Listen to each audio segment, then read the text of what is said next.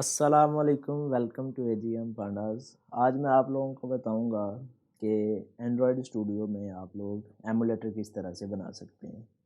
Android studio में emulator बनाने की ज़रूरत इस वजह से पड़ती है कि जब हम एंड्रॉयड ऐप डेवलपमेंट कर रहे होते हैं तो हमें ऐप की टेस्टिंग की ज़रूरत पड़ती है। और अगर हम वो टेस्टिंग अपनी फ़िज़िकल डिवाइस पर करते हैं तो जब हम कोड लिख रहे होते हैं तो उसमें काफ़ी सारे एरर्स होते हैं, कभी-कभार मेमोरी लीक हो रही होती है, डैंगलिंग पॉइंटर आ रहे होते हैं, ठीक है? जिससे आपकी डिस्क में बैच सेक्टर क्रिएट हो सकते हैं। तो मेरी पर्सनल रिकमेंडेशन तो यही है कि आप एक एमुलेटर क्रिएट करें और एमुलेटर पर अपने कोड को रन करें, ठीक है? लेकिन इसके साथ-साथ कुछ डिसएडवांटेज भी हैं। आज हम एडवांटेज और डिसएडवांटेज तो ख़ैर नहीं डिस्कस करने जा रहे। तो एमुलेटर मैं क्रिएट करना सिखाऊँगा। जब तक एंड्रॉयड स्टूडियो ऑन हो रहा है तब तक मैं आपको उसके कुछ डिसएडवांटेज भी बता देता हूँ, ठीक है? ये एमुलेटर अभी एंड्रॉयड स्टूडियो का ये लेटेस्ट वर्ज़न है, ये रन हो रहा है। ये एक प्रोजेक्ट है ईट एट होम, इस पर मैं करंटली काम कर रहा हूँ। तो मैं खुद भी एक वर्चुअल डिवाइस कह लो, एमुलेटर कह लो, जो भी वर्चुअल डिवाइस बना के उस पर इसको रन करता हूँ। ये देखें एपीआई 28 की मैंने डिवाइस जो है वो बनाई हुई है।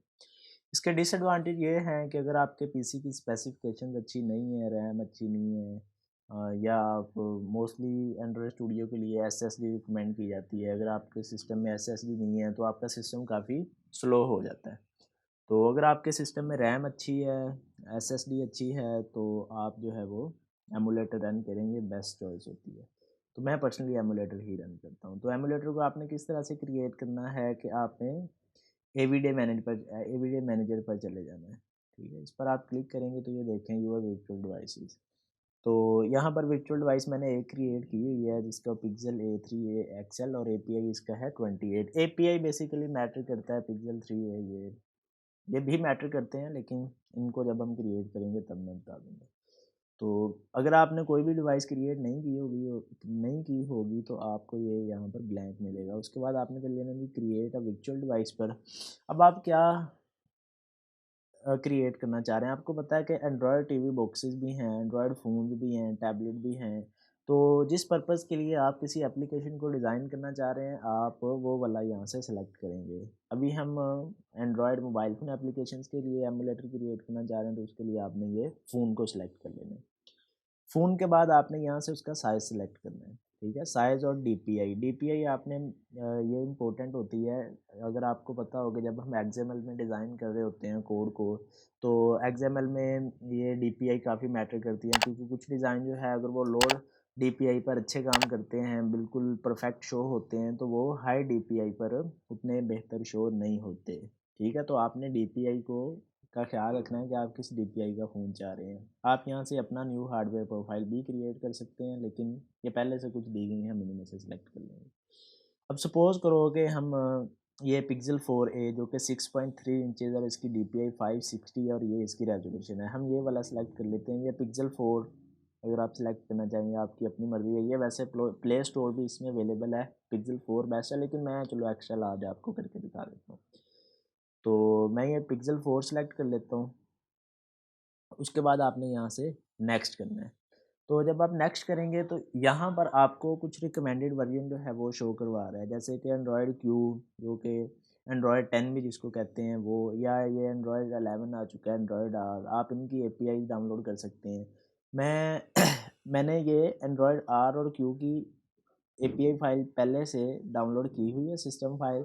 तो आप लोगों ने जैसे ये देखो ओरियो 8 ये मैंने डाउनलोड नहीं की हुई, तो आप इसको डाउनलोड कर सकते हैं। जितने भी एंड्रॉयड डेवलपर्स हैं उनके सिस्टम में 2 से 3 एमुलेटर होते हैं, क्योंकि वो डिवाइस को 7.1 पर भी रन करके देख रहे होते हैं। उसके बाद ये 8.1 पर भी रन करके देख रहे होते हैं, और फिर ये जो लेटेस्ट वर्जन एंड्रॉयड 10 वगैरह इन पर भी। तो मैंने ये, अगर आपने ये डाउनलोड नहीं किया हुआ तो आप यहाँ डाउनलोड बटन पर क्लिक करेंगे तो इसकी आईएसओ फाइल जो है वो आपको मिल जाएगी।